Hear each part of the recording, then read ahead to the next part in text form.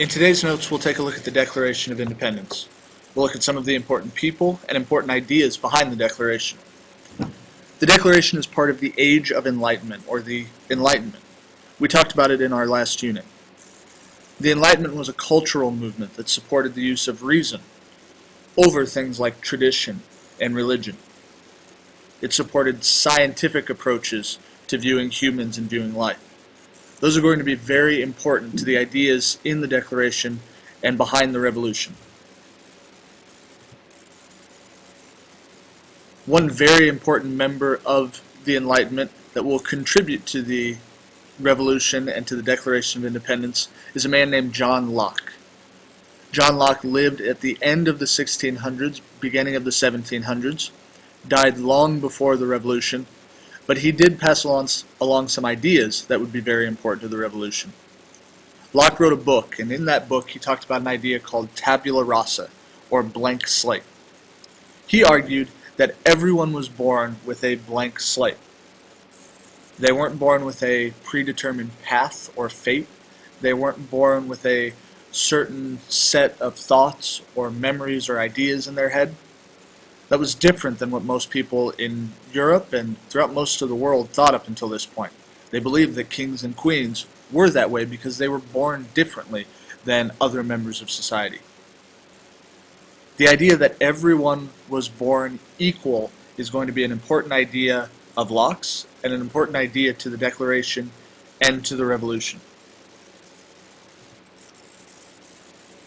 Another important Enlightenment thinker, or one that will become important, is Thomas Paine.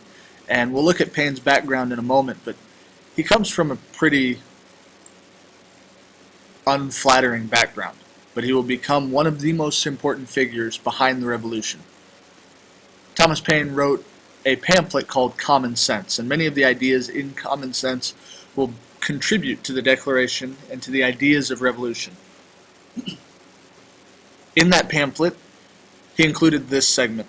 It says, "The sun never shined on a cause of greater worth. Everything that is right or reasonable pleads for separation. The blood of the slain, the weeping voice of nature cries, 'Tis time to part."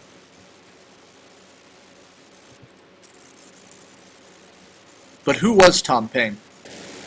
Thomas Paine was an immigrant to the United States. When he first arrived in the U.S., he had very little money and very little education. What he did have was a knowledge of some of the Enlightenment thinkers, individuals like John Locke. And those ideas he'll put into his pamphlet Common Sense that will, in many ways, lead to the American Revolution. Before immigrating to the U.S., Thomas Paine had lived in England.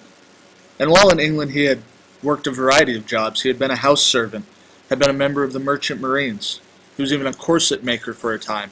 And he had been widely unsuccessful in everything he had attempted. When he immigrated to the U.S., he began working as an apprentice for a printer.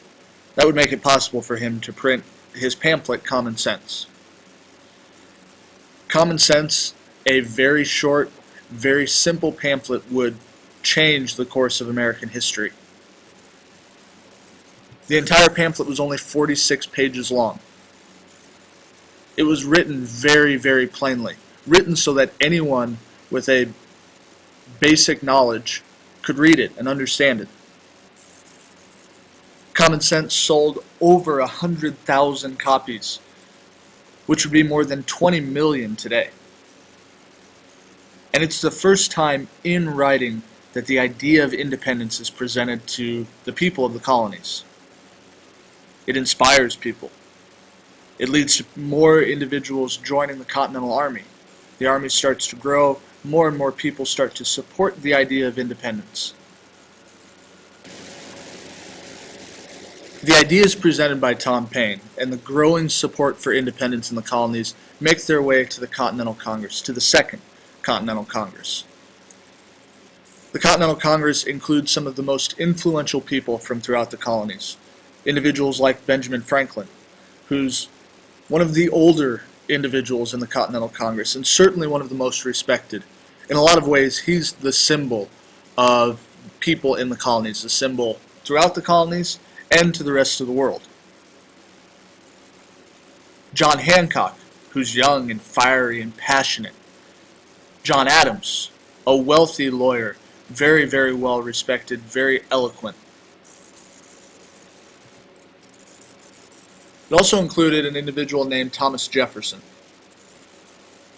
Jefferson, who was from Virginia, was 33 years old at the time of the writing of the Declaration, and in a lot of ways he was seen as the ideal American. He was bright, he was ambitious, he was a gentleman, he was extremely well educated and extremely well spoken. He comes from a family of plantation owners, and Jefferson himself was a plantation owner who at the time of the writing of the Declaration had around 200 slaves. In mid-June of 1776, the Continental Congress decides to draft a document declaring their independence and stating grievances against Great Britain. They select Thomas Jefferson to write this document. They give him a 2-week deadline. It actually takes him a lot less than that, but they give him 2 weeks to work on the Declaration. Jefferson works day and night. He said afterwards that he believed every sentence was an urgent cause to justify uprising against a king, and every word needed to be a reason to die for. The Declaration was a truly radical document. Nothing like this had ever been done. A group of, for the most part, common people declaring their independence from a king. It was truly a radical idea.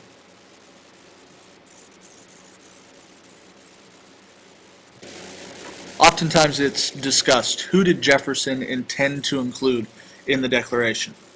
Well, at the time of the writing of the Declaration, about 1/5 of the population of the colonies was black. The colonies were already starting to become divided over slavery between North and South. And when Jefferson declared that all men are created equal, many slaves fled from slavery when word got out. 17 fled from George Washington. 23 of Jefferson's own slaves left. But the Declaration never calls for an end to slavery. It criticizes it, not directly, but in very vague terms, but it does not call an end for it.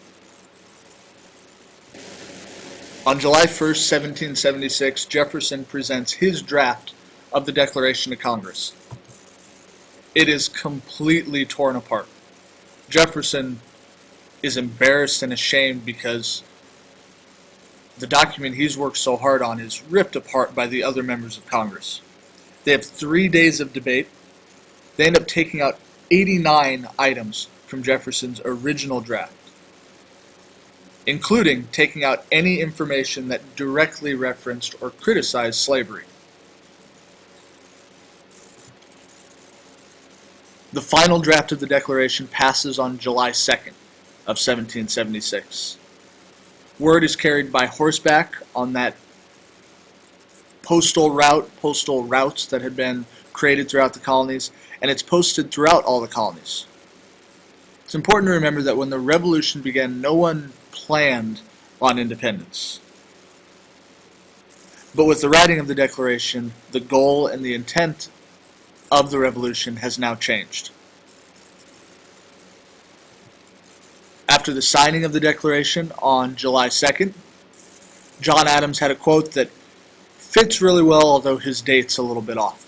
He said, "The 2nd day of July, 1776 will be the most memorable in the history of America.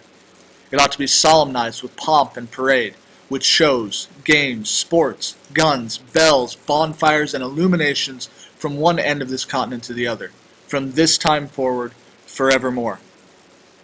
Of course, what Adams is referring to would become our Independence Day and the celebrations that go with it. He just happened to be off by a couple days. Also, the people that signed the Declaration are very wealthy, influential people in the colonies. And what they've done is commit treason. Every single one of the names signed to the Declaration is guilty of treason, and the punishment for treason is death. They are taking a huge step here. If they're wrong, if the revolution doesn't succeed, their lives are over.